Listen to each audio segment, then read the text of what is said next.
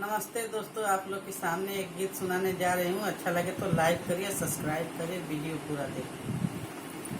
नथिया भी काला काला कातवे में जी, नथिया भी काला काला कातवे में डाड़ी मारेला सोना रवा पलरवे में, डाड़ी मारेला सोना रवा पलरवे में। नथिया खरीदेव कवन सिंगा हो जी, खरीदे न कवन सिंगा हो।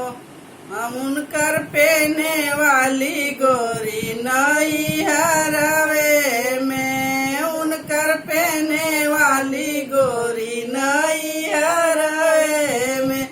झुलनी भी काला काला कतवे में जी, झुलनी भी काला काला कतवे में डाड़ी मारेला सोना रवा पलरवे में, डाड़ी मारेला सोना रवा पलरवे